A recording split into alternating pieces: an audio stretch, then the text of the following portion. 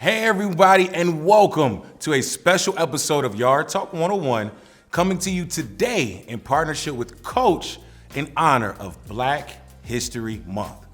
I am Jahliel Thurman, a proud alum of the illustrious Virginia State University, host of HBCU 101, and CEO and founder of Yard Talk 101. Back in 2015, I created Yard Talk 101 to be an outlet that showcases the good in HBCUs. At the time, the media had a certain way of controlling the narrative about HBCUs that was not always the best, and I felt who better to tell our story and shed light on our experiences than us. Now, Coach is involved today through their Dream It Real program, which partners with community-oriented organizations like the Thurgood Marshall College Fund to empower the next generation to reach their full potential through higher education. But first, let me introduce the man you really want to hear from. You've seen him in some of your favorite classic movies, like Barbershop and Malibu's Most Wanted. He is currently starring in ABC's sitcom Blackish. Not only have we fell in love with him as an entertainer, he has also made our hearts full with his dedication to supporting multiple charitable organizations through his foundation. And this May, he will become an alum of the Howard University, Mr. Anthony Anderson. Woo! How'd you do that in one breath? Man, you know, I do what I can when I can. All right. So what's going on, baby? Now, what's going on, man? How you doing today? You doing good? I'm doing great. I can't complain. I'm here with you. Nah, thank you. Thank you for joining us. And it's Yard Talk 101? It is. Okay. Because I only say that because you mentioned it like 6 times in the introduction. You CEO, founder, writer, director, producer, star. I mean, every time you said one of those things, the Yard Talk 101 came right after. Hey, you know, I try to do what I can when I have to. Speaking of Yard Talk 101, you know, one of the main reasons why I created the company was because I wanted to give students an opportunity to truly understand that HBCU experience. For me, when I was looking at schools, didn't know where I was gonna go. But Virginia State University offered me the most money. Okay. I went to that school sight unseen. All right, they said the queues on the yard. I said, that's all I needed to go. Let's do it. Now, we know how I got from Chicago to Virginia State. How did you get from Compton to Howard University? Only college I applied to. Okay. Only college that I was interested in going to. And also went because of Omega, Alpha Chapter. Unfortunately, when I got there, I realized I got there in '88. They've been up the yard since like '85, something like that. So, but no, I went for the theater program as well. You know, one of the better theater programs that I had known about at the time, and I just wanted to go to an HBCU. I went to the High School for the Performing Arts in Los Angeles, where I was the minority, and I wanted to go someplace where I felt that I was going to be a part of the majority, and that would be an HBCU. And so that's why I chose Howard. You know, as we get older, right, we start reminiscing on the good old days, the good old times. And so when I think of my good days at college at Virginia State, it takes me back to October 10th, 2012. Okay. It was a beautiful Wednesday on the yard. 2012, damn, you're a baby. It was, okay. You know, it was a good time, though. Okay. It was a good time. No, I'm just telling you, you're a baby. All right. It was our fraternity's probate show, and I vividly remember pulling up on campus, hanging out of my Nissan Altima out the window, blasting the Atomic Dog, didn't care who saw me, throwing the hooks up, then coming down University Ave and getting to the stadium and in the corner in the peripheral, because your eyes is here, but in the peripheral, I see the crowd just ready for us, and my ace hits the OMEGASIPHI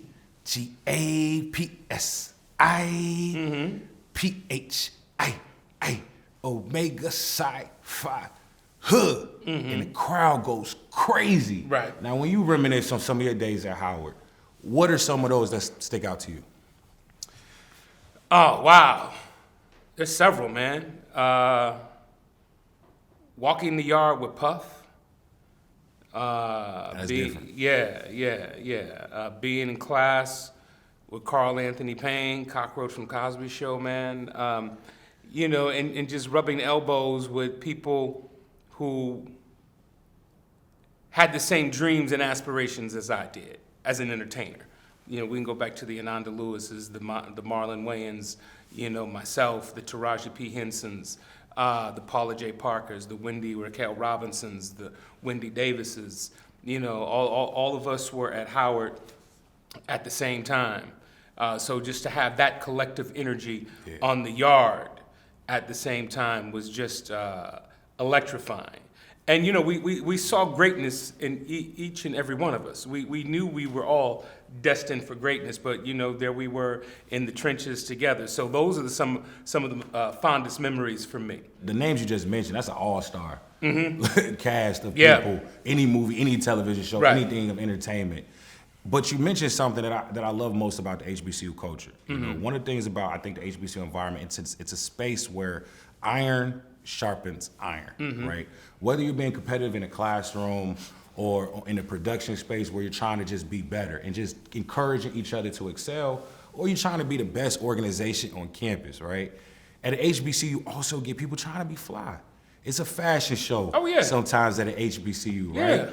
And I love that because it prepares you to step out into the real world, always wanting to look your best. My high school coach used to say, you look good, you feel good. Right. You feel good, you play good. And Coach Prime says if you play good, they're going to pay you good, right?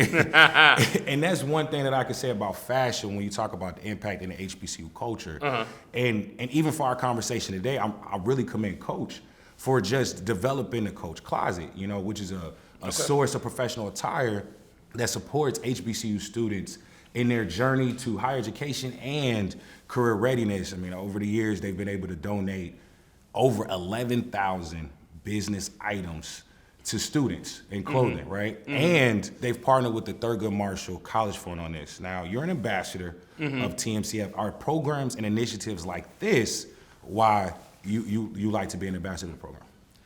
They're important. It's a necessity. It goes, back to being there and providing something for people in need. That's what my foundation is all about. The Anderson Family Foundation, giving back to the community, because as we lift as we climb. Have to. And that's what it's about.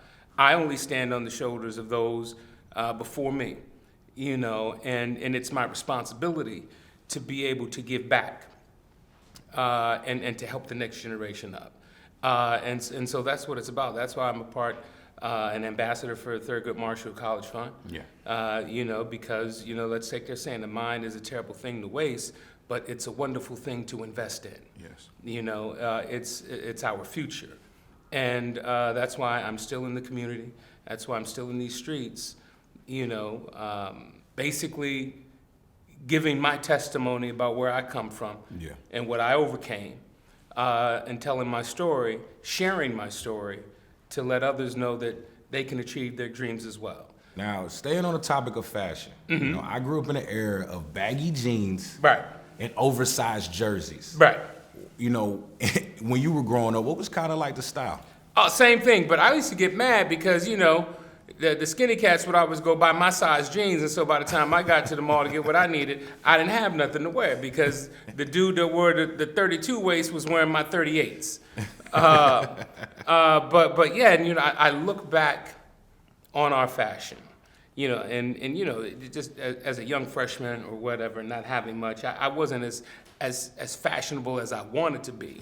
But going to an HBCU, you learn rather quickly. Not to wear stripes with plaids, even though you wear stripes with plaids today. But I like to think I was ahead of the curve back then. But no, man, you get a fashion sense. Me being from Compton on the West Coast and going to DC, coming east to go to school, and that opened up my world.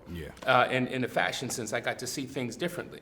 I got to see the asymmetrical haircuts, on men and women, and all of that. Even though because I had a curl, and I'll never forget. They were like, "Yo, man, you can't go to Howard University with no Jerry curl." And it was down my back, man. So I was like, I know, yeah, you're right.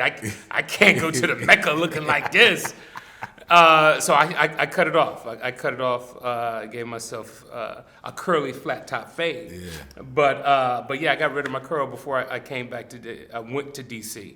But yeah, that just opened up a different world of fashion sense. Yeah. One thing that is emphasized in the entertainment industry is fashion, keeping up with trends, and keeping up with it. As your interests have changed, have you been able to actually involve your own fashion sense in some of your characters? I mean, for example, like Dre on Blackish. Michelle Cole is our costume designer, and we sit back and our show Blackish is an aspirational show. Yeah. So when you watch it, you're like, I want to be like Dre, I want to be like Bo, I want to be like their kids. So we were on the cutting edge of fashion, and Michelle always made sure that we were all fly. And, we would go to her and be like, yo, can you pepper some of this in? Or I like this, or I like that. And she had a keen eye. And she kept us, dipped in the latest stuff and at times, was fashion forward with a lot of things and pioneering. But, we got a note from the network one time. It's like, this is like a runway show. You guys got to cut down on this Gucci. You guys got to cut down on this. You guys got to cut down on that. But that is what these characters were. Yeah. They coming from the hood. It was always about, I got to have J's. I got to have the cleanest sneaks. I got to have this. And we never really had that growing up. So once we do get some type of success, we want to get everything that we never had as a kid and keep it pristine. And that's what Dre was all about, aspirational, and just having the flyest gear, the flyest kicks, and doing what he did. And that was a part of who he was. Yeah. And I think a lot of people identified with him because of that. Yeah, Dre definitely a fly guy, right? But I'm gonna take it a step further and how other people also identify with him as well. One thing I can appreciate about individuals like yourself are being able to use the platform that you stand on and your voice to increase the awareness and address stigmas. In the Black community, we don't talk enough about health in general. Mental health, physical health, fiscal health, so financial literacy. Just we shy away from the conversation. Right. Now, you were diagnosed with type 2 diabetes and you've had your own health journey. But there's an episode on Blackish where Dre is diagnosed as well, and it becomes a part of the character. For you, why is it important to not only increase the awareness around diabetes, but health in general? Well, one, because of the platform that I have, it's important to me to be able to help educate, enlighten the community. Yeah. And, there's no secret about, my diagnosis with type 2 diabetes. I travel the country and I share that because 50% of everyone born today will be diagnosed with type 2 diabetes, especially within the Black and the brown community. So it's my responsibility as a type 2 diabetic to have and to have the platform that I have to be able to share that message and get that information out to our community about health and wellness. Yeah. About going to the doctor. Because I always make jokes about, I was like, you take your car in to get the oil checked every 3,000 miles, but you refuse to go see a doctor to get your oil checked. Yeah. So let's go do that. So I felt it important. We joked about, Dre being a diabetic on the show, but I felt it important to talk about it and address it just because of the nature of our show and everything that we talk about. The social political things that we talk about on our show, everything that's going on within our community. Why not talk about health and wellness? And, have an episode about, Dre actually being diagnosed with type 2 diabetes and how that affects him and how that affects the family and what does he do about it. And to hopefully, educate, through entertainment. Also can look at you as a beacon of light like we spoke about earlier. Right. Now, when you hear the words, dream it real, let it marinate, what comes to mind? Because I know for me, it's working so hard at your dreams that you make them a reality. For you, what comes to mind? Okay, I'm a living example of dreaming big and allowing that and manifesting that in my life. You know, I always tell people they'll get their window of opportunity to do whatever it is that they want to do in life, but they have to be ready when that opportunity presents itself. One, we don't know how long that window of opportunity will present itself, so we can't waste time getting ready. Yeah. We have to stay ready. And two, you can't will it any sooner than what it's destined to come. Yeah. You know, so for me, when I'm talking to young actors, young entertainers, it's like, I'm not asking you to sit around and wait, because that's all you're going to do is wait. Work at your craft, work at you in the meantime. Yeah. You know, and you know, people always says, you know, if your dreams don't scare you, you're not dreaming big enough. Yeah. And that's real. I always say, chase your dreams or watch someone else live them. Because I think if you don't go after it, you're going to be watching someone actually living your actual dream. Yeah. Right. Now, the Coach Foundation and Thurgood Marshall College Fund have partnered together for the Dream It Real program. Right. Now, the Dream It Real's mission is to address the inequalities and break the cycle of them and empower our next generation to further their education. Right. They're doing this by providing scholarships. Now, the Coach Foundation has committed to giving 5,000 scholarships by 2025. Okay. Education is important to someone like you, someone like me, you know, all of our loved ones, right? You've had a remarkable career, an amazing amount of success to where you did not necessarily have to go back to school. Why is it that you're finishing this May at Howard University? A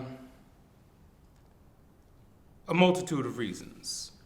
First and foremost, I always wanted my children to do better than what I did. So if all I had was an undergrad degree, they had to at least get a master's. Yeah. You know, and that's how we build. That's how we break the cycle, and that's how we change our world. So that was first and foremost. I was like, my children have to do better than what I did. Secondly, I try to finish everything that I started. You know, and unfortunately, while I was at Howard, you know, I ran out of money. I was paying for school myself. After my junior year, I couldn't call home and ask moms and pops to help me out because I had 3 brothers and sisters at home. So I opted to come home after my junior year, work, save up enough money, and go back to school. Well, real life hits you in the face and gets in the way sometimes. And that's what happened for me. 1, I wanted to go back. 2, I wanted to go back for my children and let them know that, you know, we finish what we start. And my son was, 3, my son was an inspiration for me to go back. Anthony Anderson would not be Anthony Anderson without who? My mother. Let's start right there. My 6th grade teacher, Mrs. Poto, from Roosevelt Elementary School in Compton, California. And a multitude of people who I probably have never met in my life. Yeah. You know, because like I said earlier, I stand on the shoulders of those before me. But, you know, directly, my mother and Mrs. Poto, those are the 2 people that come to mind right now when you say Anthony Anderson wouldn't be Anthony Anderson today without. Sound like you've had some important women in your life. I have. That's kept pushing you forward. But now, Anthony, I just want to say thank you, man, for rapping with me today and really giving us the ins and outs of everything that you got going on this very special episode of Yard Talk 101. And for those that are interested in learning more information about Yard Talk 101, check us out on all social media platforms at Yard Talk 101, or visit us online at www.yardtalk101.com. And not only do I want to thank Anthony, but I definitely have to thank the audience for tuning in, because it's definitely been a pleasure having you all virtually. Now, we mentioned out a lot, but I definitely want to give a special thanks to Coach for helping to bring this episode together. To learn more about how the Coach Foundation supports BIPOC young people through providing access to education, visit coach.com/coachfoundation.com.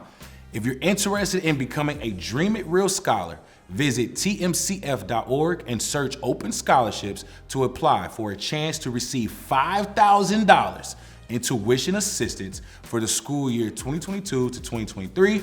See you all soon and have a happy, happy, happy Black History Month.